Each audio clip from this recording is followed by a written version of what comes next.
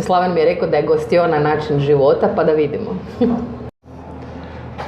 Dobar dan, dobrodošli u još jednu epizodu podcasta Gostiona način života. Sa mnom je danas Petra Jelenić, dobrodošla.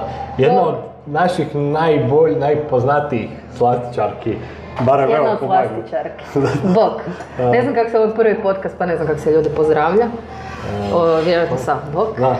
I hvala Slaven. Da, Bok svima koji slušaju i to. Da, pa naravno. Da ne znam da će uopće neko to sluša. Kad gledaš pa isto su ti pozdravio. Pa je istina. Ne, pardon, lažem, bio je jedan podcast sa Matom Jakovićem, ali sam bila sva van sebe od svega toga, pa sam ga valjda potisnula, makar je on bio stvarno super.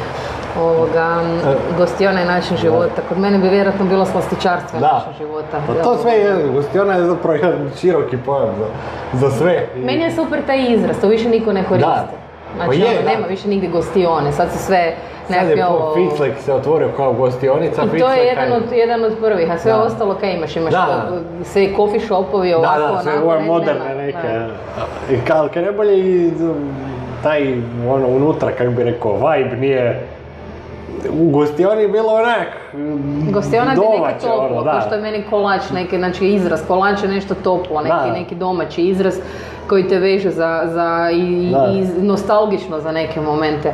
A sad imaš, znači, slatki butik ili šta znam, pastry shop. Mislim, s jedne strane, engleski nam je postao Esperanto, turisti dolaze, lakše je puno toga reći na engleskom, ali s druge strane, malo se neke stvari gube, to je činjenica. I ne bi mogu provesti gostiona, to je neki in ili ovak nešto na engleskom. Vjerojatno. Pub bi bila gostiona, ne znam, nemam pojma. Nema baš taj naziv, ali tako. Da me neko ne opovrgne kad ovak javno govoriš neke stvari. Pa evo, mene zanima kako si krenula, mislim, svi u nekom trenutku vole slatko više, ali Maja, kako se kreneš baviti tim kao, kako postane način života? Pa ne znam, možda zato kao u jednom momentu nisi shvatio da imaš možda izbor. Je li to bilo od malih nogu sa bakom kuha? Ne, moje bake su bake i najtoplija sjećanja imam na bake. I bake su bile super, jedna je bila malo spretnija u kuhinji, jedna je bila jednako spretna, ali u drugoj, kako bi rekla, ja sam imala da to će grubo i glupo zvučati, ali se zafrkavam u gradsku baku i selsku baku, jer jedna živjela u gradu, jedna živjela na selu. I onda kad smo bila na selu, smo imali vrta paradajza, mlijeka od krave, onak toplog i tak dalje. To je bila jedna kuhinja koja je bila fantastična, a druga baka je opet kuhala neke druge stvari, tako da se imala uvid u kako bi rekla, u različite stilove kuhanja od malih nogu, ali mi nisu dale puno da se petljem po kuhinji, jer su kuhinje fizički bile jako male, a one uglavnom nisu imale vremena. Mama mi je ostala rano bez posla, početkom 90-ih, pa i ona ušla u kuhinju, a i nije imala živaca. A ja iskreno nisam imala apsolutno nikakvu želju, znala sam peći palačinke do srednje škole. I to je bilo otprilike vrhunac. Kad se onda probudila ta ljubav prema... Ja sam htjela upisati, ja sam morala po zakonu upisati srednju školu, ili kako to već ide, nisam morala, ali naravno ideš u srednju školu i mislim da sam htjela biti veterinarka. Ne znam, bilo je to davno. Upisala sam, uglavnom dala sam molbu za opću gimnaziju, kao s nekom željom da bi možda išla u veterinu, a moj tata u velikoj brizi za kćer, koja nije pokazivala interes za ništa konkretno, je dramio što će i kako će, i onda je razgovarao s nekom ženom. Ja dan danas ne znam ko je ta žena, ali to je fantastično kako neka osoba koju vjerojatno ni moj tata više ne pozna ima utjecaj na moj život. Uglavnom ona je rekla... Živa i sluša, nek se javi pa da ju nađemo. Da ju zadavim. Uglavnom žena je rekla kao slastičarstvo je predarino zanimanje, ženstveno zanimanje, raditi kolače je fantastično. Znači ta žena vjerojatno nikad nije ušla u kuhinju, kak ni moj tata. I onda je tata došao pitao bi ja htjela biti slastičarka, ja sam rekla ok.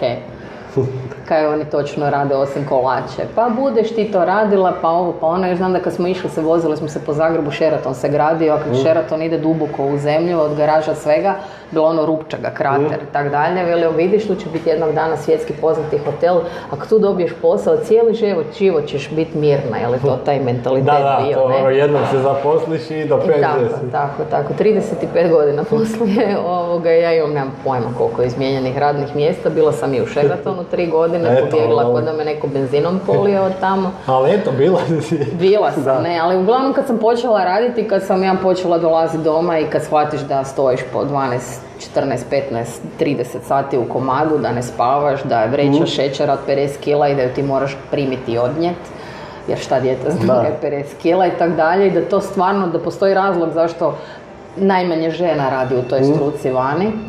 Onda je tata možda počeo malo razmišljati, neki dan sam nosila doma, obodvoje su dobili koronu, pa i sad malo sve je ok, ali ih malo pazimo i to. Veli, kako ti tako puno radiš? Ja rekao, pa jel ti to žena ona rekla prije milion godina da ću puno raditi? Meni je sad malo krivo, rekao sad ti je krivo, sad sam pred penzijom. Ali dobro, tako sam uglavnom završila kao slastičar. Pa dobro, ali sad od tog, to je bila škola srednja slastičarska, jel? Je, ugostiteljska. Tu sam išla prek puta u prvi srednji. Aha, eto iš. Da, na Katarincu gore.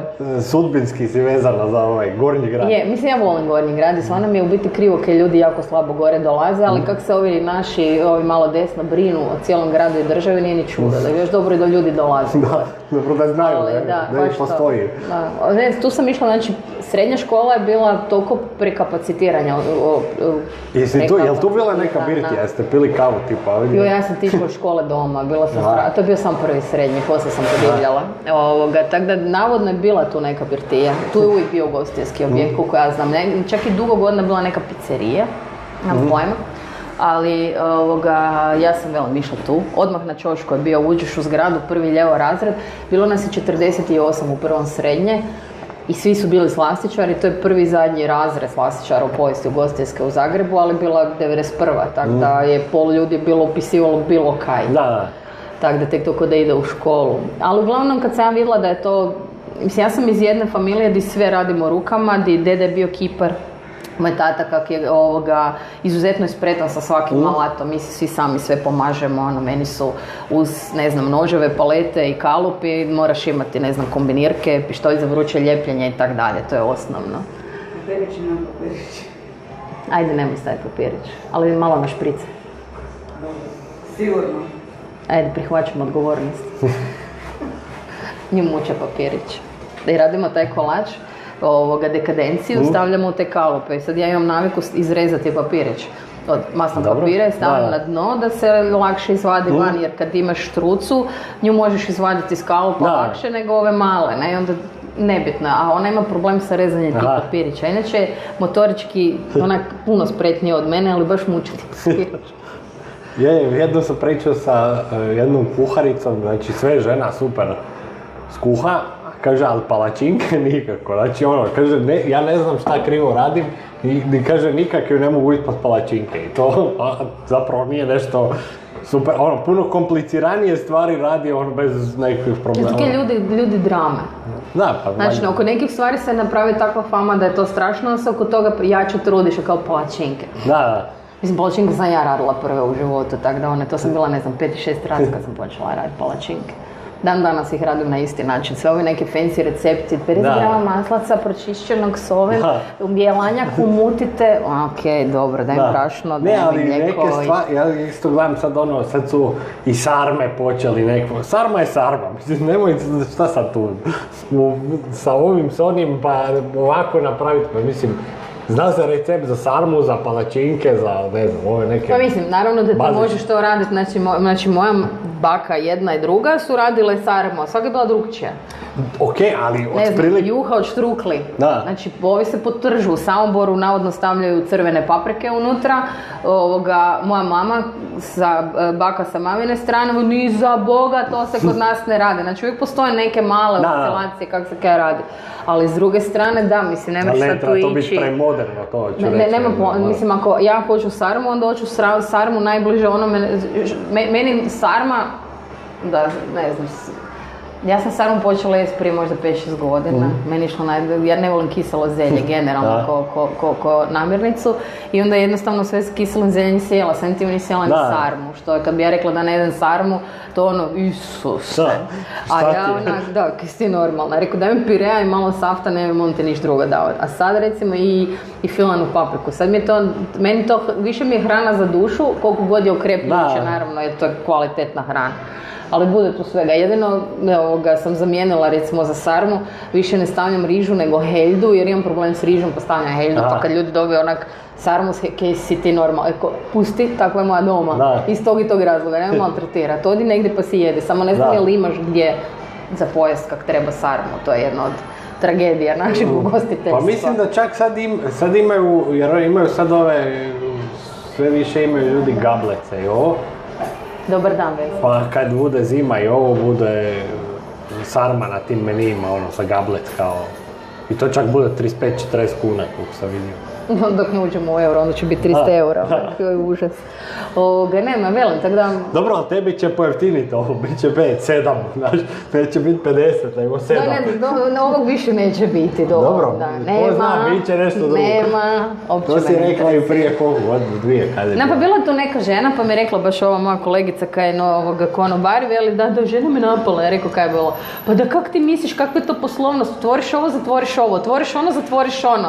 Mislim, pa mi tu dolazimo, mi tu očekujemo. Ja onak rekao, ok, dobro, da je žena očito imala svoj moment, to je prva stvar. Da to kak ja poslujem je ljudima vjerojatno nekima frustrirajuće, nekima nije jasno, a većinu boli briga, to je tak.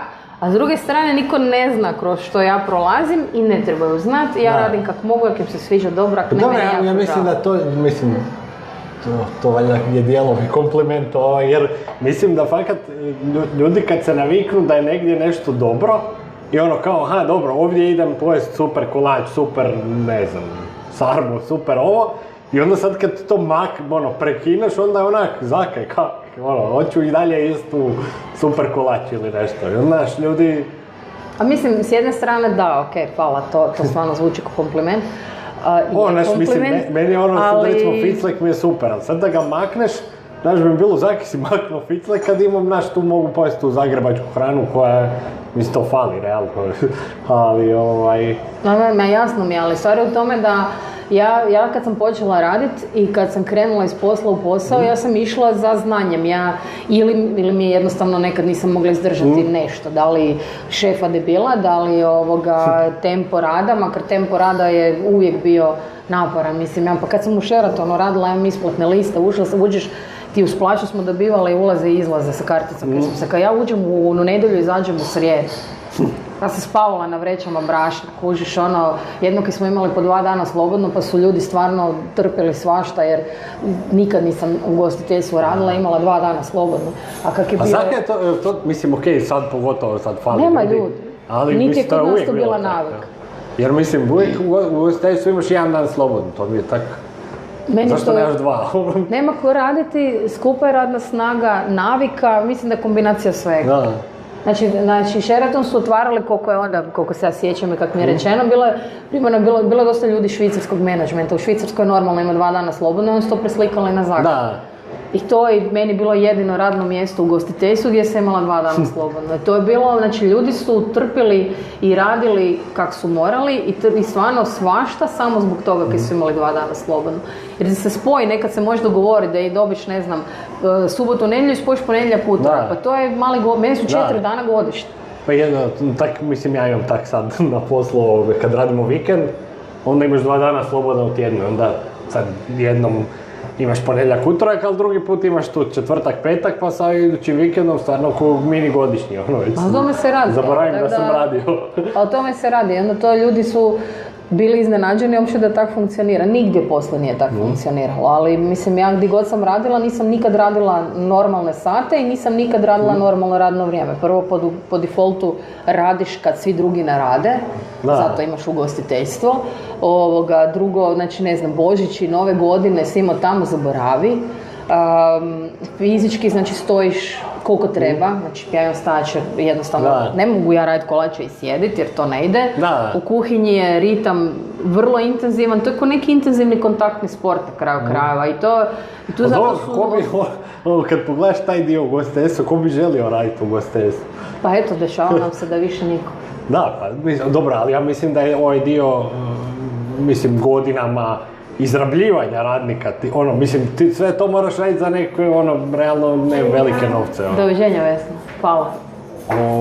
I sad zapravo su ljudi, onda im se otvorila Europskom unijom mogućnost da idu u Irsku, Njemačku, pa tamo isto rade za... I vjerojatno imaju ta 2 dana slobodna ili nešto. Ne, nemam pojma. Znači... Znaš, pa dobe više love, a kaj ja znam, mislim, možda su ljudi onda rekli pa neću, dakle bi ja. Evo, malo smo bili udaljili se od teme, ali evo, možda da se vratimo na ovaj vedri dio. Da, molim te. da je ovo, pošto ima puno negative ovoga oko nas. A mislim, kako ćeš gledat? Da li ćeš gledati to da imaš puno negative ili ćeš probati gledati... Ne, mislim, oko nas generalno ima puno, pa ono, bolje da se fokusiramo na ove pozitivne dijelove ovoga. A znaš kaj ti meni? Znači, ljudi su se zaboravili smijati, ljudi se više ne smiju. Pa je, istina. Meni to nevjerojatno. Znači, tu je došla jedna ekipa, baš su tu ženskice sjedile, spojile su 2 stola. Puna je terasa bila, tu su bile njih 5, tamo je bilo još par ljudi sjedilo i tak dalje. Znaš, vruće je bilo dosta kasno na večer, ljudi žele sjediti vani, ono malo je propjerkalo. Svi su nešto onako stisnuto, jeli, nešto malo komentirali, njih 5 se smijalo, ja ne znam kad sam zadnji put čula da se ljudi tako srdačno i srčano smiju. Znači, ja sam bila oduševljena, onak sam došla i rekao, ko se to tak lijepo smije, to tak... Na kraju sam shvatila da mi fali da se ljudi smiju. Pa je, istina. Ne fali da se ja smijem, na kraju krajeva, toliko si okružen s tim negativama. Tako da u biti ako me veseli nešto, samo me veseli bez obzira kak je početak bio čudan. Mene fakat, ja volim raditi svoj posao i veseli me to raditi, veseli me, ne znam, sad smo krenuli s breskvama i super me kad dobim prekrasne breskve i kako ću ih, ne znam, napraviti ili kako ću raditi ovo ili ono. To sam baš ti reći, da, ima ta cijela, mislim, svaki posao i sve u životu ima neke 2 strane, pozitivne i negativne i koliko god tu radi i radiš sa svakakvim ljudima koji misle da su veliki šefovi oni, ali to je već drugi problem Hrvatske. Ali, s druge strane, radiš opet nešto što voliš, uštaš u tim ovaj kreativni dio. Ja sam uvijek bila sposobna stvoriti si nekakav dosta čvrsti balon u mojoj glavi, kako bi rekla, svi mi živimo nekim svojim balonima, ali ja si napravim taj svoj balon. I ne da ne dopuštam da ništa ne prodre, daleko od toga, nemam baš izbora, nego jednostavno taj moj balon je moj posao. Užasno puno toga radim, ne mogu reći da to financijski isplativo, fakat nije, ali zato da to radim. Znači, ja privatno imam muža koji siroče me nikad ne vidi, ali je svjestan da je on završio ugostiteljsku isto, pa zna kakav je to posao, pa jednostavno je prihvatio da to tak ide. Ali da jednostavno, meni je stalo da radim svoj posao u onom momentu u kojem ga radim najbolje što mogu i da radim različite stvari. I onda kad se zapetljam sa tim svojim, onda nekak ne dopuštam tim negativnostima unutra, zato što jednostavno mi je loše od toga. Da, pa... Mislim, ne znam, ali to je i do duha, i do svega. Ja sam relativno vedrog duha, sad sam nekako baš nisam više. Pa mislim, teško je ostati, kako bih rekao, vedar i pozitivan kad stalno je neka prepreka. Mislim, pretpostavljam, nismo se dotakli još toliko te teme, ni ne moramo ulaziti dubinski, ali pretpostavljam da nije lako ne biti poduzetnik kao nevezano, imati neku svoju firmu. Ja ne znam kako bi to uopće rekla, znači ja ne bi o tome pričala, to mi je isto trauma dodatno. Pa dobro, imati svoju firmu u tom smislu, da. I plaćam sve poreze. Mislim, ali, možeš misliti na 550 pizdarija, ti hoćeš raditi slastice naše. Stvar je u tome da jednostavno postoje ljudi koji su biznismeni i postoji businesswoman, nebitno, sad biti... I onaj biznis, kako god, to je pronouns. Postoje ljudi, znači ja ne znam kako bi rekla, taj dio mene stvarno nije pametan. Ja volim raditi, ali ne znam to poslovno uobličiti. S druge strane, ako si ti u proizvodnji, a danas jednostavno naš posao je takav da ti, ako hoćeš imati dobar proizvod, moraš biti u proizvodnji. Ili imaš veliku sreću naletiti na ljude s kojima možeš tu odgovornost tako podijeliti da proizvodnja ne osjeti da tebe nema, jer kad imaš firmu se baviš najviše papirologijom, a najmanje u mom slučaju proizvodnjom i bilo čem. Ja sam firmu otvorila zbog konzultacije i edukacija, to je moj neki core biznis, ja se bavim biti edukacijom. Ali ako ja ne napredujem, ja stagniram, kroz edukacije često puta stagniraš, što više ideš unatrag. Jer na edukacijama svako malo učiš ljude početke. I onda ti mozak mi ne radi. uvijek se vraća na početke. Da, ti ne napreduješ, i onda evo ti ja ne ponavljaš napredujem, ovo. onda ništa ne napreduje. I zato meni ovakvi pop-upovi ili neke stvari koje radim zato da mi radi mozak, da vidim što se može i kako se može. I mi, ne znam, ljudi se oblikuju, preoblikuju, sazrijevaju, neke stvari im postaju bitne, neke stvari im više nisu bitne za koje bi prije poginuli i tak dalje. Mislim, i ja sa svojim godinama sam došla do toga da me neke stvari više uopće ne interesiraju. Znaš, ja volim slastičarstvo, ali da ću ja sad ići i raditi ove neke stvari koje su nužno jako moderne, zato ja ih želim naučiti kako se one rade, ali ako se one meni ne sviđaju iz nekog razloga, to neću raditi. Da, Znači, ne ja samo volim- zato kad je to trend neki da ćeš sad moram... Ja volim raditi torte i obožavam ukrašavati torte, ali to je generalno neisplativo, meni osobno i na način na koji sam ja postavila sebi poslovanje, to nije isplativo, ja to ne radim. Ali ne da nije isplativo samo financijski, nije isplativo vremenski, nije isplativo na bilo koji drugi način, jer meni nije više jednostavno u cilju napraviti 100 torti da ću ja zaraditi, to ću napraviti jednu tortu s kojom ću ja biti sretna i raditi neke druge stvari. Znači, koliko je to moguće, ali ja sam si postavila život na taj način da meni jednostavno ne treba mi milion stvari, treba mi koliko mi treba, ono osnovno, ja si mogu dozvoliti taj način razmišljanja u nekom formatu. Znaš, i da imam 10 zaposlenih, nemam više ili 5 ili jednog ili 70, ja više nemam luksuz toga da ću ja raditi većinski ono što želim raditi, nego moram raditi što moram raditi jer moram te ljude platiti, želim im dati veću plaću, moram platiti veći porez, slivne vode, grobne naknade i šta ti ja znam, ne? I onda više ne možeš birati. Nema tu hoću raditi ovo, neću raditi ono, nema. Radiš sve što moraš raditi, moraš preživjeti, imaš odgovornost primarno prema radniku, pa prema državi, jer je to moj redoslijed, pa nek me neko kaže da je krivo kužaš, a ja sam zadnja. Znači, taj način na koji sam ja, ak mi ostane, ne. Iako često ovi veliki poduzetnici imaju kontra, prvo sebi BMW, pa onda radnicima ako ostane. Ne vozim krosa. Nebitno, kužiš to kako, ali kažem ti, zato kad neko mi dođe i neki sa strana osoba će nešto komentirati, mislim, jesam krajem godine sam pokrenula bila web i web shop i htjela sam raditi proizvodnju i sve to skupa, ali ja sam prošle godine imala vrlo ozbiljni zdravstveni problem, što kulminiralo do jednog momenta i onda sam shvatila da ja si ne smijem napraviti proizvodnju, jer ću opet imati još ozbiljnijih zdravstvenih problema. Sad kako da to ljudima objašnjavam, da li se to nekog tiče? Ne, to se tiče mene i moje obitelji. I sad ću a ljudi će reći, a vidi nje sad nije. Znači ovo malo, da, okej, dobro. Mislim, reći će šta će reći. Ja na to stvarno nemam utjecaj. I da me briga me, kako bi rekla... Kako se generalno nosiš s tim, ne u ovom konkretnom slučaju, generalno s pozitivnim i negativnim komentarima, kritikama, pohvalama? Balon je sve čvršći. Balon postaje od metala. Starija, to manje te... Ne, mene dira. I mene uvijek dira, kužiš, kako bi rekla, zato što jednostavno ja sam po prirodi tip koji voli udovoljiti ljudima. Ja samo volim vidjeti da su ljudi zadovoljni. Da ljudi zguštaju i da su sretni. Neka konstruktivna kritika, ali znaš sad, ovo ne valja jer možda je nešto, ali obično su većina kritika ovo je glupo, preskupo ili ne znam, neko je kad mi dođe neko kaže bez da uopće razumije cijelu priču i kaže ovo je preskupo ili ovo je glupo ili ovo je ono, na njih se ne obaziram.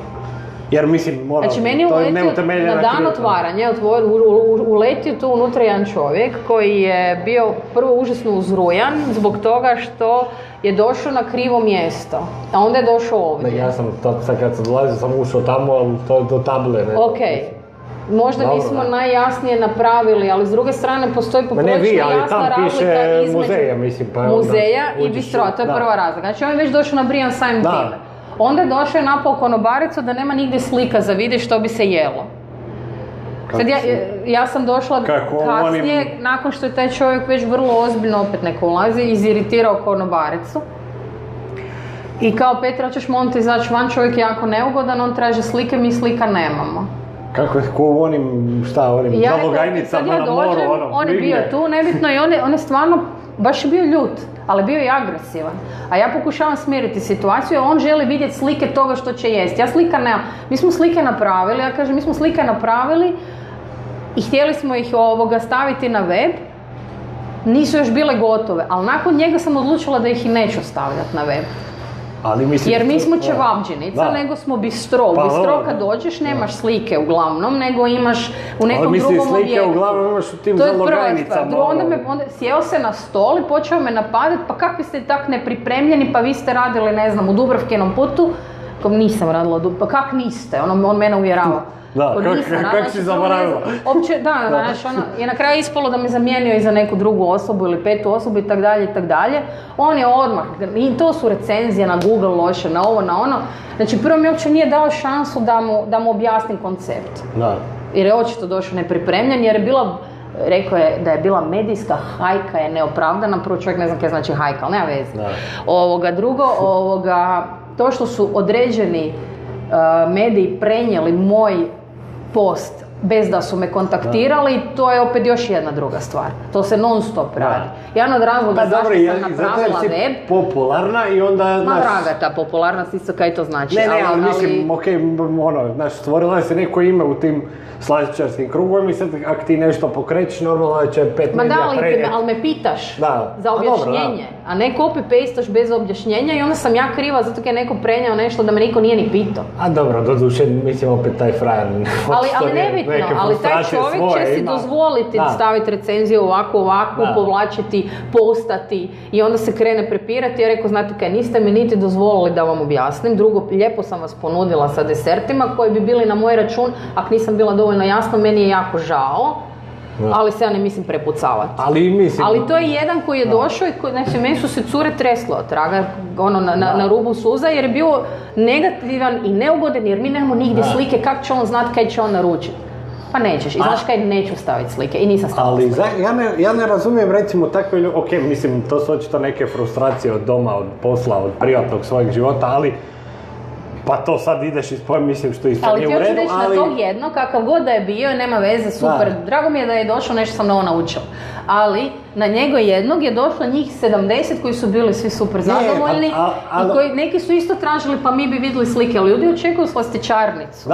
Ne dozvoljavaju da ne znam, ili možda mi nemamo vremena pa smo mi krivi objasniti sam termin bistronomije, pestri bistronomi, nemam sliku kući i tak dalje, ali imaš opis, imaš konobarica će ti objasniti što ćeš dobiti. Jer u restoran kad dođeš nemaš slike, nego imaš nekoga koji će ti objasniti što ćeš jesti. Ako se tebi to ne sviđa, meni je jednako žao, nisu svi lokali za svakoga, nije sva hrana za svakoga. Ali to baš, znaš kaj, meni ako se ne mislim, ne ideš tamo gdje ti nije, znači neću ja sad doći negdje i onda pljuvat tebe jer tu kod tebe, ja sam došao kod tebe, pa ja to tako gledam, ja sam došao kod tebe, ako ti nemaš slike, ako nemaš ovo, to je, ja sam tu došao, nisam došao. To je sad sam možda izabrijala, ali fakat mi je bilo krivo zbog toga, bilo mi krivo zbog te situacije.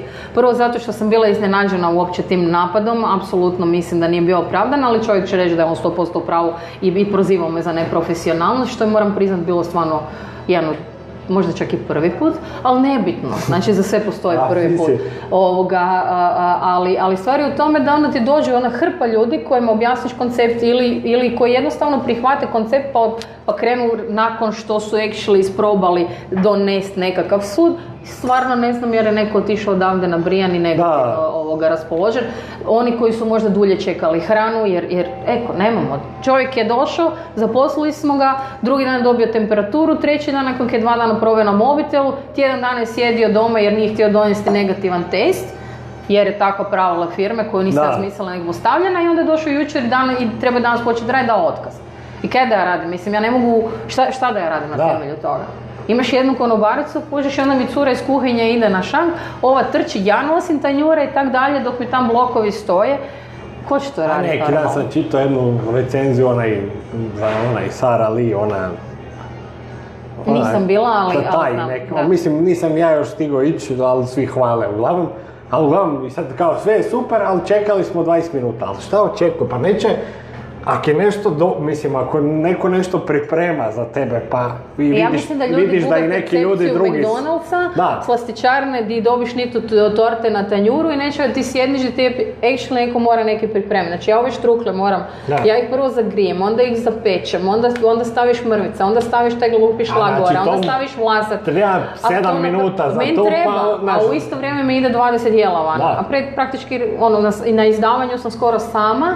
jer na 2 mjeseca niko nije htio, jako malo njih je htjelo doći raditi na 2 mjeseca. Ali mislim... Ali nebitno. I onda isto tako, ako ću sjediti ću 20 minuta, mislim, ako hoću pojest neki za 3 minuta, odeš pekaru ili kupiš sandvič. Odi u McDonald's. To ćeš usput McDrive, daj mi ovo, ako ideš negdje... Sad ne znam se to odnosilo na, ne znam da ona ima 2 lokacije, jedan restoran i jedan Ne, na ovaj kiosk, ali okej. Dobro, u kiosku ljudi vjerojatno očekuju bržu hranu. Ma dobro, ali to je nekakav vok, mislim, znači ona mora to i nisi prvi i jedini na redu, mislim, sigurno, jer ako je popularno doće još ljudi čeka, ali mislim, ali glupa mi je uopće... Tu ako imamo nekih konkretnih zamjerka, onda bi bile zamjerke na čekanje, ali ja tu stvarno ne mogu ništa napraviti. Znači, ja sam stavila onaj satić i kad sam vidjela koliko koraka napravim u danu, sam skinula, rekao uopće ne želim znati, osjećam da ne radi. I trudimo se. I sad neko će to prihvatiti. S druge strane, ako si došao negdje sjesti, možda opustiti, uživati, hrpa ljudi dođe samo probati i doslovce dođu kod da dođu provjeriti. Dođu, naruče par stvari, strpaju sebe i odu. Jer meni to nekak nije, pa ideš u slastičarnu bilo koju. To nije, općenito o kolačima generalno. Meni kolači nisu pogonsko gorivo. Da. I to je kompletna koncepcija i šećer koji je postao neprijatelj broj 1 i tak dalje i tak dalje. Šećer, znači to treba biti za gušt. Ne za ajmo se natrpati, da se napumpam i idem dalje. Pa sjedni pa guštaj. Da. To trebaš raditi za gušt i za dušu, a ne za ajmo dalje pedalirati. Kod nas je sve tako, mislim, taki alkohol sam da utrpaš u sebe. Daj sjedni, popij čašu vina, guštaj u njoj, mislim, ne moraš popiti 3 boce u pol sata, znaš A zato ti ljudi su izgubili uopće više, mislim, percepciju što i kako. Znači, prije smo jeli meso 2 puta tjedno i bili su se jeli kolači možda nedeljom. Ako se neko spekao štrudla prek tjedna. A sad, ako si gladan, uzmi Twix ili kaj već.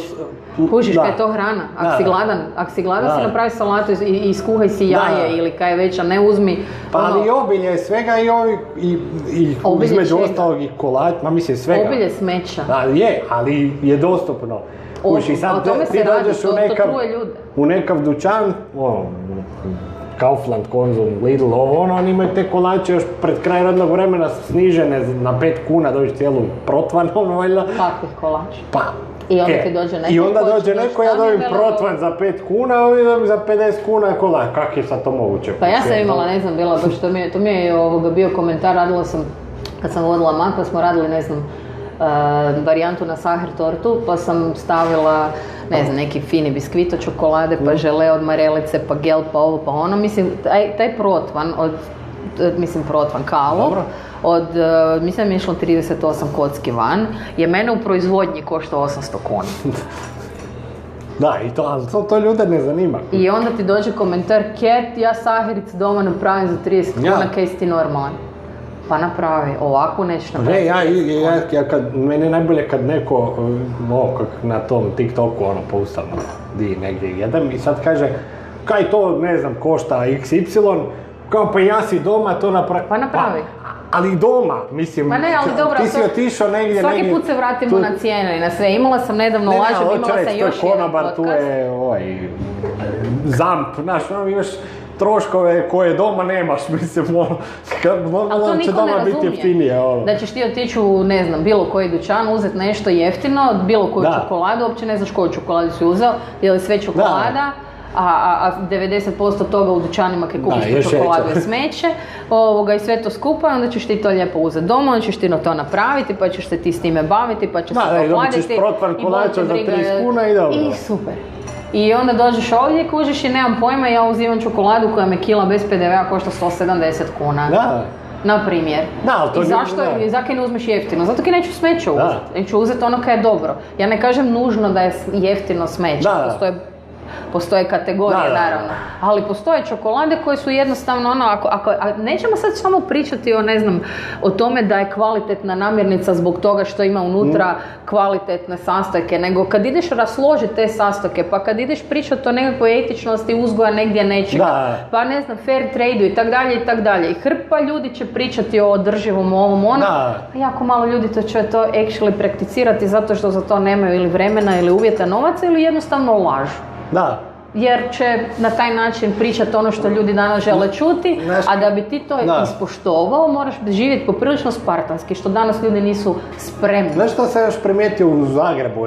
Na moru prođe jer je veliki obrtaj turistina. Evo to Bože, sad ću pa prolazi. Da, prolazi. Neko će doći pojest, neće ti više nikad doći, ali će doći njih 30 novih već taj dan, pa te bali briga. Ali, pa kužim da je održiv taj model, recimo, u očima ugostitelja, ali recimo, u Zagrebu sam shvatio tu, mislim s tim da takvi propadnu, to što mi je čak i drago da se dogodi, krenu dobro, sa kvalitetnim namirnicama, s ovim i fair cijenama i onda poskupe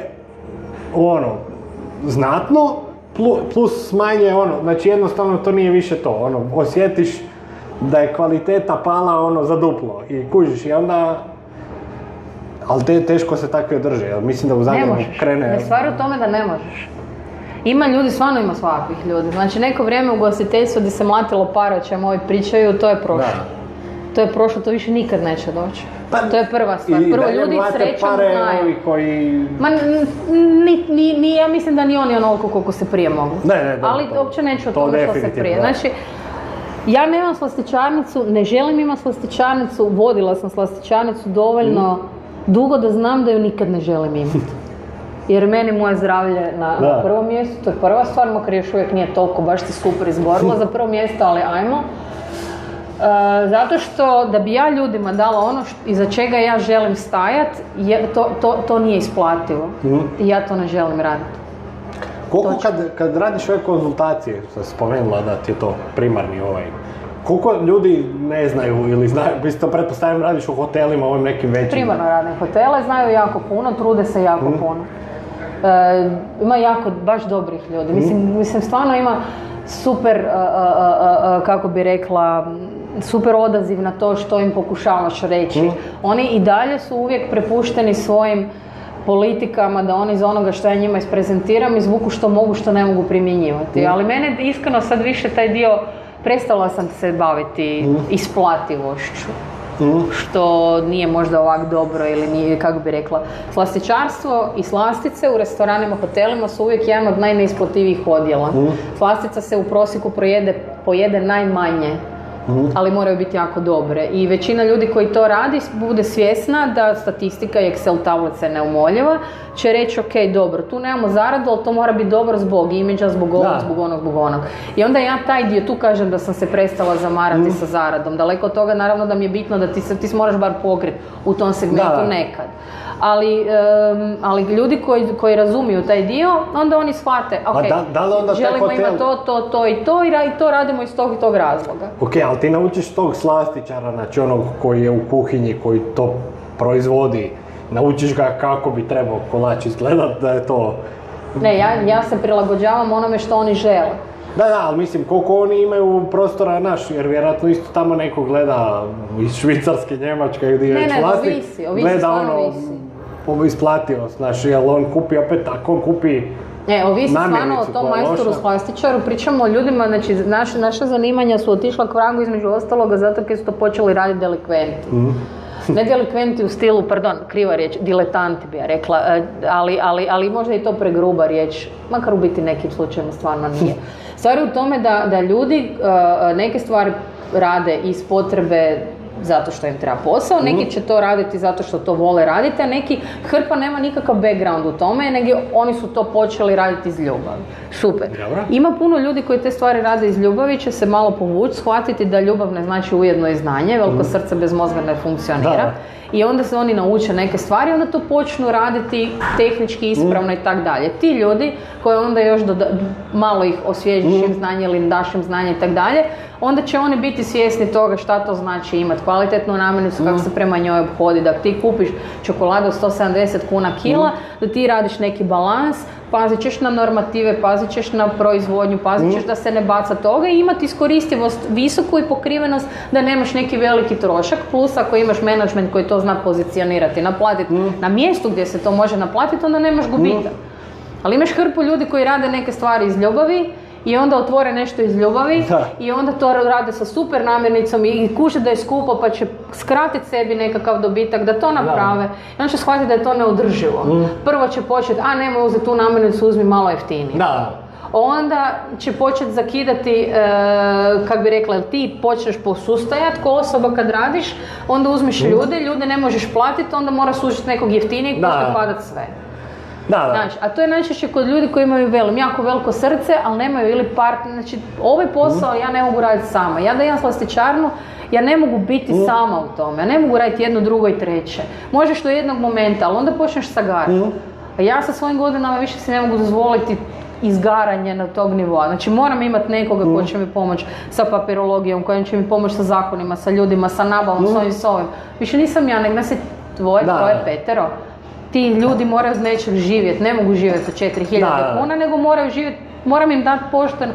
Jer ja ne želim imati slastičarnu. Jer ja nisam hladna osoba koja može hladno odrezati i biti racionalna u tome kako će funkcionirati. Ti moraš biti jako hladne glave i jako dobro izmjeriti. Zato imaš hrpetinu nekakvih srednjih stvari, zato što jednostavno ono što iskoči, rijetko kad ima uvjete da ostane na tom nivou. I onda se otvori, zatvori, počneš, nećeš, pa nisi, ne znam kaj bi ti rekla, evo. Kak je mene neka žena, kao ona misli, otvara, zatvara, kud ćemo mi nju sve pratiti? Pa eto, sorry, meni samo žao, ja bi volila, ali ono. Jer najlakše je raditi kolače, to je najlakše. Sve ostalo je veliki problem.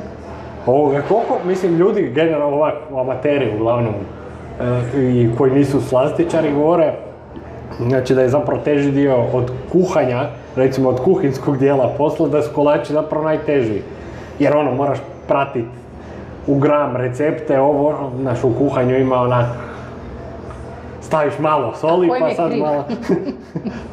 Kak ti misliš? Pa ja ne znam kuhat, meni je to teže. Aha, tebi je obrnuto. Da, ja fakat ne znam kuhat. Mislim, ja skuham za po doma, ali evo, ovdje imamo na karti štrukle, to znam kako se radi. Ja fakat ne bi mogla biti dovoljno bahata staviti na kartu neko jelo i onda slastičarstvo je drugačije, termike su drugačije, znači nama su termički zadani potrebni uvjeti drugačiji, nama je vaga mi je desna ruka, makar ja sam nakon kad sam u kuhinji od tehničke 91.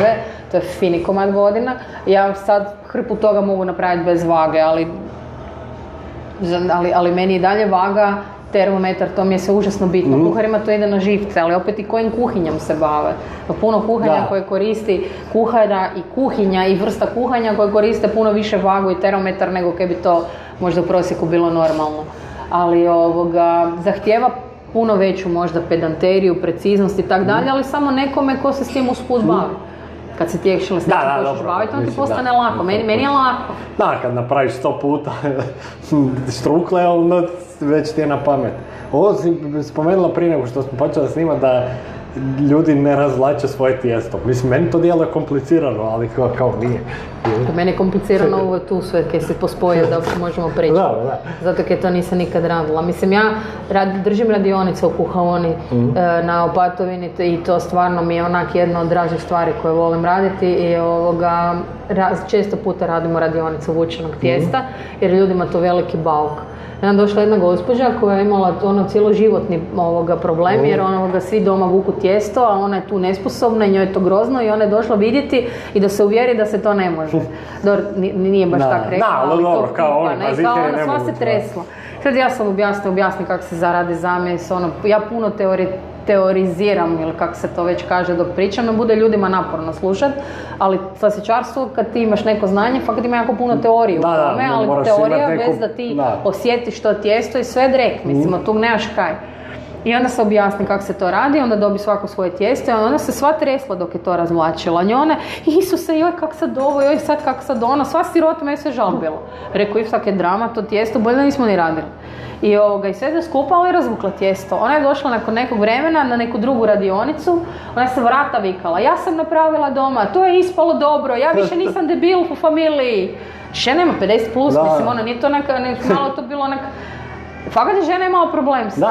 Jer su možda, dobro, neću ulaziti u to, ili ona možda napumpala tu situaciju, ali baš me briga. Znači ona je toliko bila sretna kada je ona to naučila. Vjerojatno još imaš traumu. Ali zato kad trebaš jednostavno, znači, zato meni idu i svi ovi online stvari i tak dalje. To je super ljudima koji znaju jer znaju što mogu očekivati. Neko ko je nula u znanju sa neke stvari, ja mogu pokazati kako se to radi na TikTok video, ali dok ti ne osjetiš to tijesto, dok ja tebi ne pokažem kako to vučeš, kako treba paziti, kako trebaš osjetiti tu stvar, dotle nemaš to konkretno znanje. Zato su ove radionice žive, nezamjenjive meni. Znači tijesto, evo tu se to odmara, čeka da završimo da ga mogu početi razvlačiti, što će morati skoro. I sve to skupa, to je čisti, puno toga je u slastičarstvu preciznost vage i još više toga koji u svakom kuhanju je koliko ti imaš feeling prema namirnici, moraš ju znati. Znači, zašto nas, ako hoćeš raditi slastičarstvo ovog tipa, neće možda zamijeniti bilo ko, niti hrpa Filipinaca, niti što već sad danas dolazi, koji su super u nekim stvarima, ali tebi treba znanje, konkretno osjet, koje on mora isto naučiti od kud god došao. Kužiš, da i ti moraš zamjesiti tijesto, moraš naučiti koliko ćeš vode staviti unutra, zašto si uzeo baš tu omjer namirnica, zašto ne. Brašno je živa namirnica koja je po zimi drugčije vlažna, po ljeti drugčije vlažna, kad pada kiša, kad je suho je drugčije, koliko ćeš staviti vode, to ti utjeca kako ćeš rastezati to tijesto. Da li ćeš otmarati tijesto u frižideru prek noći ili na sobnoj temperaturi, što ima koju posljedicu. Ti to moraš naučiti kroz rad prepoznavati. Negdje sam vidio neki, vjerojatno na 24 Kitchen ili negdje je bilo uglavnom da nekav dokumentarac je bio da ljudima kod tijesta nekad ne uspije nekom dijelu ljudi jer zbog pH čovjeka. To je sranje. Mislim, to je negdje bilo, neko je to bilo, to znači nije istina. Ja osobno, pardon. Ponovit ću, ja osobno mislim da je to sranje. Neka spika je bila, pogotovo sa ženama. Kao da žene ti imaju ne problem zbog naših hormonalnih stvari i tak dalje i onda mi kroz kožu lučimo te nešto i onda to utječe na pH nečega. Mislim, prvo ja ne spavam s tijestom i ne mažem se s njim, nego imam na rukama, to je prva stvar. Druga stvar, mašine mjese. Ja tijesto završavam. Neću ga mjesec, sat i pol, nego ga radim i sad ako ja nemam taj problem, niti većina mojih kolegica nema taj problem. A sad ako neko će, mislim ja osobno volila bi sjesti popričati s tom osobom face to face. Još mnogica mi se odmah trese, te stvari, jako sam osjetljiva na te stvari. Ja ne znam, ja nemam problem s tim. Kvasic mene voli, možda ja imam više testosterona, nemam pojma. Možda još drugačiji pH, ne? A ne, baš je bilo nešto da čovjekov, valjda, pH, valjda, pređe na ovo tijesta i onda da se ne mre dignuti ili nešto. U tom stilu, ali, mislim, zvučalo mi čudno, ali rekao možda neko ne može zbog toga. Evo tehnički, koliko ja hendlam tijesto za, ne znam, za babku? Važem namirnice, stavim sve u mikser. Jer moji zglobovi odavno ne rade kak treba, pa radi mikser i uglavnom radi mikser. I na svim drugim radnim poslovima i kod drugih ljudi radimo na mikser, ne? A taj mikser miksa ono što mu staviš unutra. Ne zvadiš to tijesto i onda ti s njim radiš, kad je oblikuješ ga, pustiš ga da se diže. Koliko si ti fizički njega handlo? Da. Okej? I oprosi ruke. Više puta. S druge strane možeš imati rukavice, pa... S tijestom ne. Da. Da, najmalo i te s rukavicama su počeli pretjerivati, ne znam kaj bi rekla. Da, ne znam, malo smo, ne znam, neke stvari su, ja gledam one Italijani recimo, oni sve to, old school, nema tu ništa, tak bi trebalo biti. Znači ja kad se tiče higijena u poslu, tu ako je neko Hitler, onda sam ja Hitler. Ne, treba biti čisto. Znači higijena u poslu je bez toga nema posla. Da. Ja radim, znači slastičarka je najosjetljiviji dio kuhinje, uz možda, ne znam, ribu. Ja radim sa svim namirnicama od kojih salmonela, escherichia, stafilokoki, on divljaju, sam spomen. Sretni su, totalno su doma. I bez higijene nema. Ali recimo ja radim u rukavicama i hendlam u rukavicama kolače koje su, sve što je termički obrađeno i gotovo, to radim u rukavicama. Sve što ide u termičku obradu, tijesto ne mogu raditi u rukavicama. Prvo imam kratke debele prste. Ja kad stavim rukavicu koju mogu actually navući, imam 2 cm gume iznad toga. Ja ne s tim radim. I onda to ide u pečnicu, znači kolači, kruh i sve to. To je pečeno kad je u centru 90. I kaj sad? Mislim, s druge strane ćemo se staviti po stakleno zvono. Gledam nekad komentare, nema rukavice u kuhinji. Jel ti doma imaš rukavice kad kuhaš?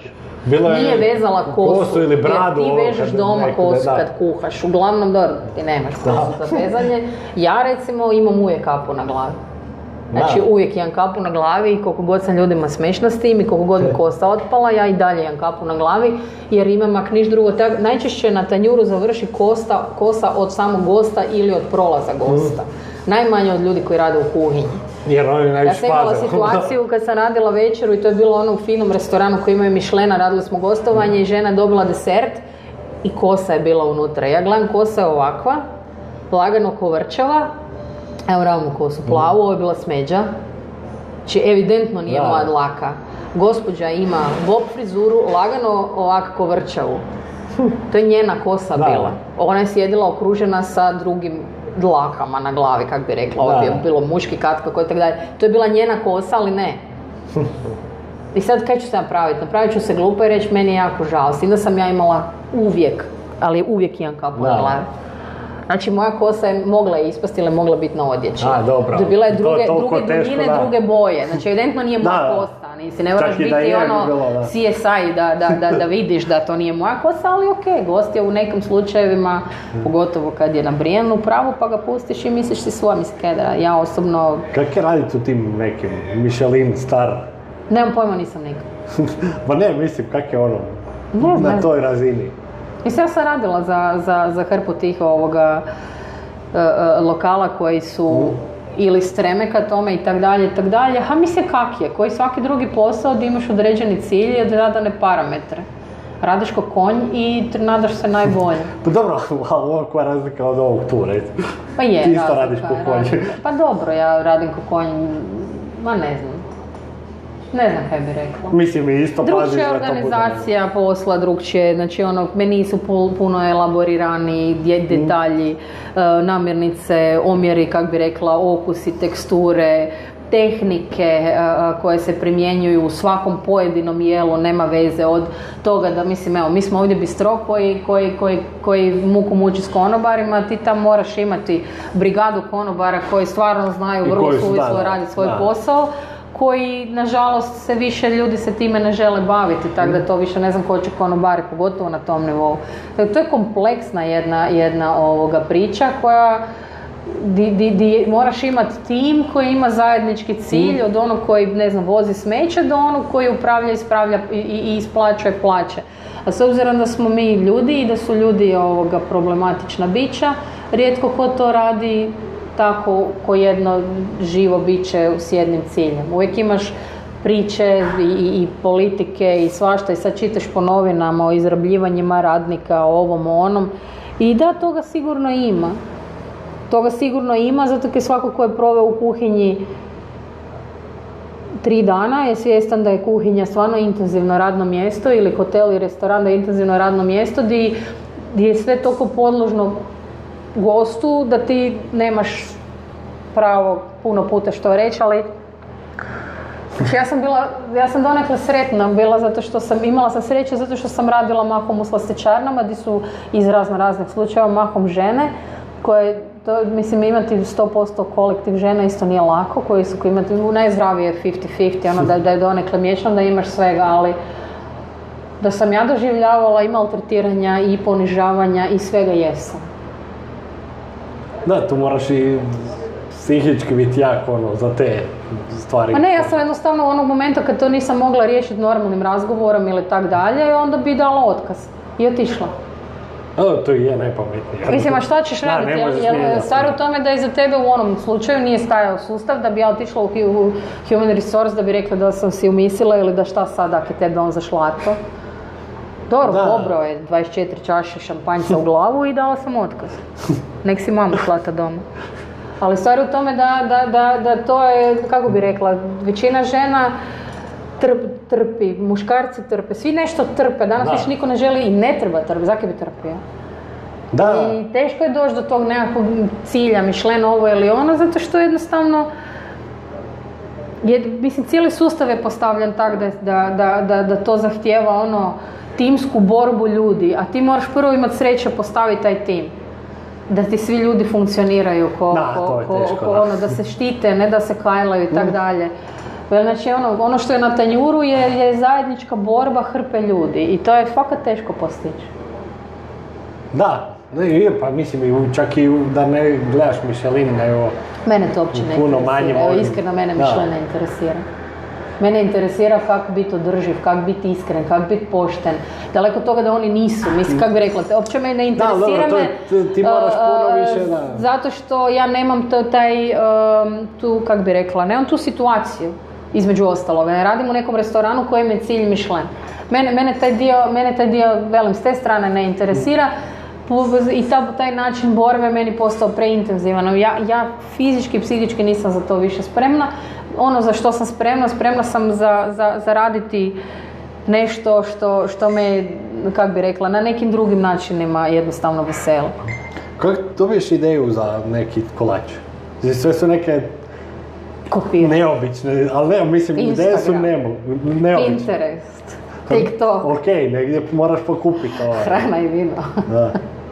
Ma nemam pojma. Ja se sve više i više vraćam nekakvim svojim počecima, ali ne nužno samim počecima rada, nego počecima dok sam otkrila internet, pa sam actually počela nešto i učiti kak spada, jer kod nas je stvarno bilo. Ja kad sam išla na praksu, torta od čokolade je bila torta od margarina sa krema od margarina s kakaom i biskvit koji je bio namočen sa lajterom ili ti sirup šećerni, toliko da je bio razmočen i mekši od te kreme kad se stisnula i to je bilo sve glazirano sa uljem i sa čokoladnom tablom ili kako se ona već zvala, to je bilo odvratno. Ma to je bilo odvratno, ali su ljudi odrastali na tome. Ispred hitne pomoći. Ne, ljudi su jeli to jer nisu znali za bolje, jer su i tak dalje, ali ja volim starinske stvari, ja obožavam kremšnjicu, stvarno volim kremšnjicu, volim rozato, tu dubrovačku ili krem karamel i krem brule.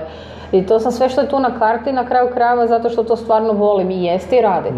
To je to. I onda odeš na plac. Ne znam, ja sad do duše idem na plac ili ja se nerem usta to jutro. Uvijek dođem kasnije, užasno sam. Dobro, od 5 radiš pa. Mislim, barem za ljude. Lokal radi od 5, ja dođem u 10 ujutro. U 5 popodne počinje lokal, čistimo u 10:30 na večer, doma u Samoboru sam u ponoć.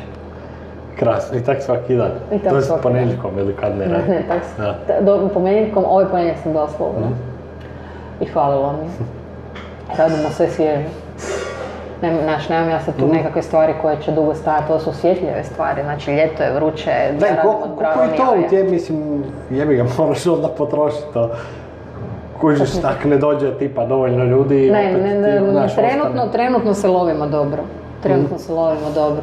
U biti trčimo svaki dan da imamo svježe, ono što ostane, u pravilu jako malo i ostaje. Neke stvari tipa torta od maka je meni super, jer ona mora ostajati da bi bila fina.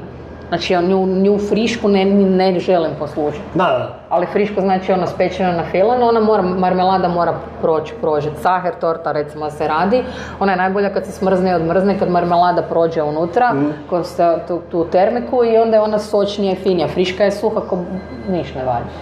Da. Znaš, na primjer. Tako da onda svakome se prilagodiš kako treba. Ovo se kuha svaki dan friško, ovo se kuha svaki dan friško, ali voće i šlag koji su to ide, to je jednostavno Pavlova, no ona kad se posuše komponente, one mi stoje par dana, ali su suhe. Ali sve ostalo uz to se radi dnevno svježe. Osim sladoleda koji napravim i oni stoji u ledu i onda njega ni ne mrem raditi svaki dan. Sladoled od posljednjeg. Da, buš to probao. Ne znam, breskve melba, znači, ne znam, smrznut semifredom i stoji jer je smrznut. Par dana, ne tjedana ili mjeseci. Kušal se breskve dnevno rade svježe, sorbeto može isto stajati pa stoji par dana, radim ga svaki treći dan. Kužiš. Ovo tu se kuha, svaki dan se kuha krema, ove komponente su suhe pa one mogu stajati par dana, ali radim na malo, pa se peku recimo kad se potroše, što je u pravilu svaki drugi dan. Koliko ljude, evo recimo sladoled od Bosiljka, tak ima neobično, na prvu neobično. Da, ali koliko ljude moraš educirati? Sad koliko već dugo radiš, koliko si morala proći toga da ljudi žele probati, jer da nije klasična kremšnita, klasična nešto. Sad sve više, ali čak i to ode i u ekstreme. Ali kad sam počela, recimo kad sam vodila mak, to je bilo, kad smo to 2013. otvarali, 14. bog me više i ne znam,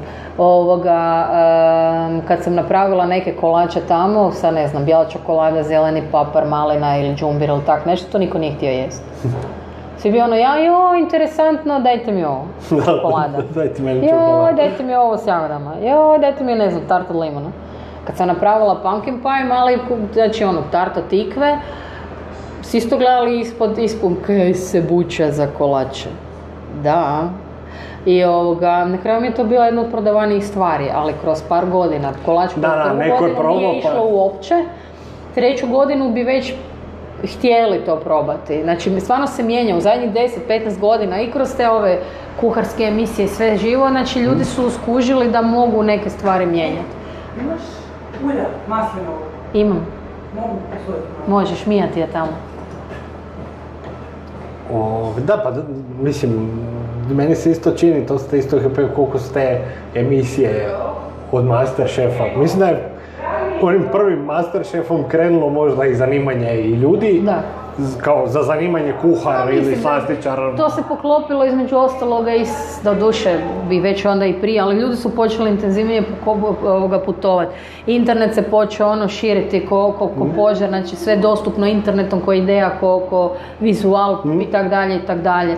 Mislim, danas je sad puno teže jednostavno ostati nekako u nekakvom tom trendu, čisto zato kaj su trendovi se mijenjaju užasno brzo, uopće, mislim, a mi kaskamo za svim, ali problem je u tome što, ne znam kako da to kažem, kod nas dođe sve kvalitetno sa 10 godina zakašnjenja, mi još uvijek bez obzira na dostupnost, hvala tebi, pa.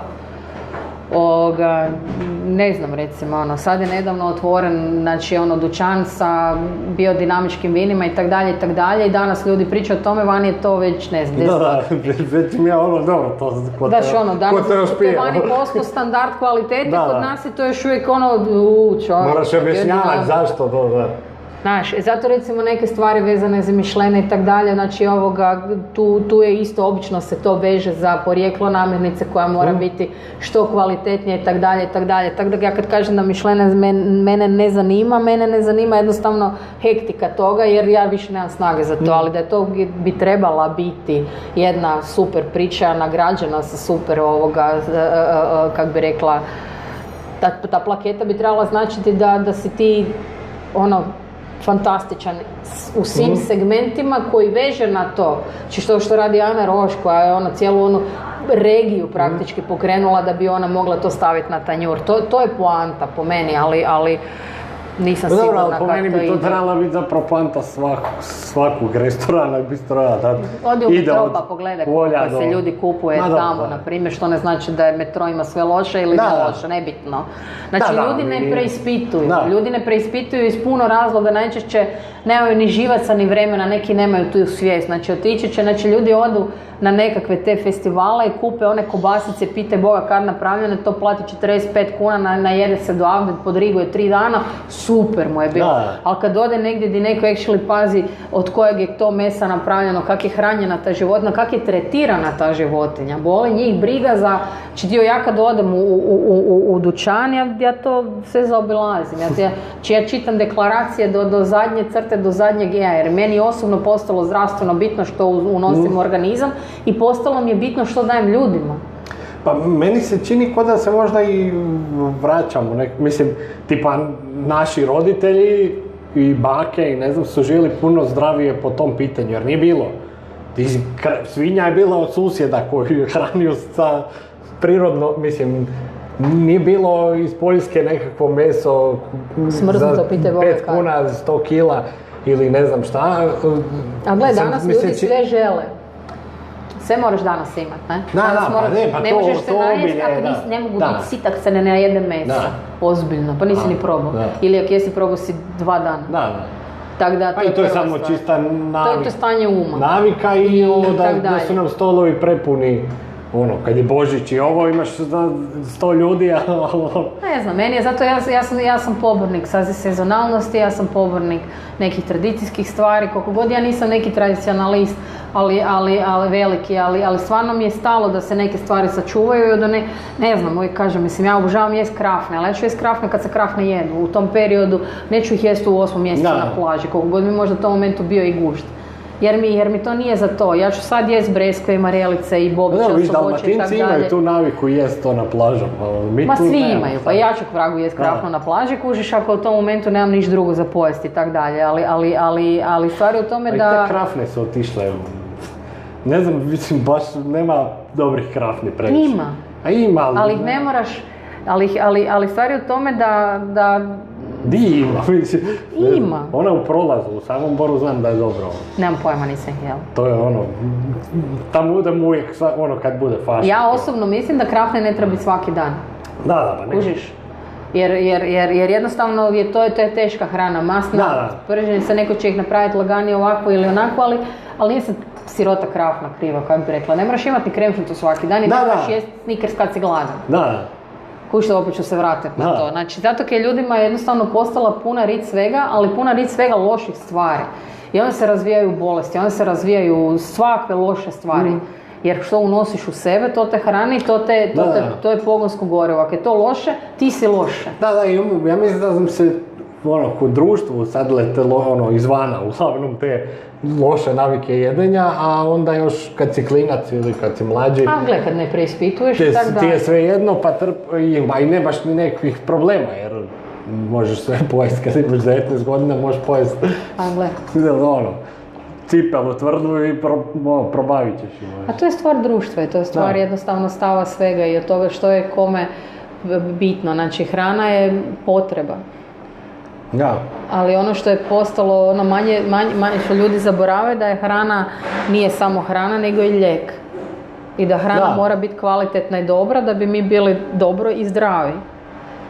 I ako je u svijetu gdje je sve dostupno, u svijetu gdje mora biti svega svaki dan u obilatim količinama, da to ne mora biti tako baš ni zdravo, jer se forsira proizvodnja. Kad se forsira proizvodnja, forsira se sa svim pesticidima, herbicidima, sa lijekovima, sa ovim s onim, i da onda ta životinja i ta blitva i ta breskva nisu dobro, i kada nisu dobro, nismo ni mi dobro.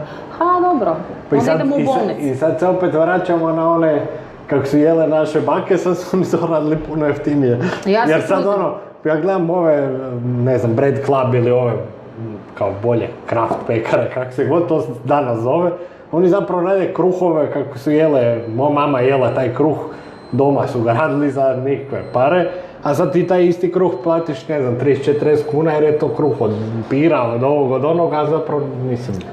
A zato je to tehnologija, zato što kruh koji u nekim komercijalnim pekarama se radi, znači kruh od zamjesa do gotovog proizvoda, ne znam, sad ću karikirat, prođe 2 sata. Da. I onda ti pojedeš taj kruh i nije ti dobro. Onda imaju problema sa glutenom, s ovim, s onim, kužiš. Ne znam, mislim, prvo ljudi u danas, ono što mene fascinira, da će svi znati kako se zove nečije dijete, od neke super pjevačice, ali neće ići googlati hrpu drugih informacija koje su im za život potrebne, ali ovo fakat nije. Da. Kužiš, i tak dalje, i tak dalje. I u moru informacija, gdje nas se šamara sa svakakvim stvarno nebitnim stvarima, ljudi jednostavno nemaju uopće svjesnost da bi trebali možda znati zašto je nama loše od kruha koji se radi za 2 sata. Da. Na primjer. I onda će im kruh koji radi kraft pekara, koji košta toliko i toliko, biti skup. A ne kuži da taj kvas, da to brašno, da ta fermentacija koja traje nekad i 3-6 sati, da to sve troši struju, vodu, radnika, ovo i ono, i da to ne košta 6 ili 8 kuna. Čak i da ne troši, ti moraš dočekati taj proizvod. Slavine, nije taj kruh od 30 kuna skup. Nego je kruh, onaj kruh od 6 kuna skup. Da, pa je, to je istina, da. Samo kad trebaš malo zagrebati u materiju, moraš se interesirati zašto je to tako. Ali opet se vraćamo na one, opet je tu plaće, pa znaš. Naravno, i moj tata kupi kruh za 6 kuna i onda mu nije dobro. I opet zapravo je navika da pojedemo kruh dnevno, znaš, ti možeš kupiti to, ja kupim taj za 30 kuna pa ga jedem cijeli tjedan, jer ti ješ nitu 2 kruha i dosta mi je. A ako imaš naviku pojesti cijeli, onda opet potroši iste pare za tjedan dana samo kad jedeš smeće. A šta ti kažem, mislim, zato ja pričam neke stvari i trubim neke stvari, ali sve manje i manje pričam i trubim, koliko god ovo već majke ti kao već sat vremena. Zato ak me pita neko iskreno hoće znati, onda ja iskreno kažem kaj mislim, ali sve na kraju krajeva do te osobe, šta će ona izabrati i tak dalje. Ljudima se počnu mijenjati stavovi ako imaju nešto novaca i uglavnom kad dobije djecu ili kad imaju zdravstvene probleme, ali tom djetetu žele pružiti maksimalno dobro što ima i onda se počne googlati, apsolutno. Tako da ili kreneš sa zdravljem, znači to mi smeta, zašto mi to smeta, onda se počne mijenjati jednostavno tvoja svijest i samim time tvoj način ponašanja. To ti je koji prestati pušiti.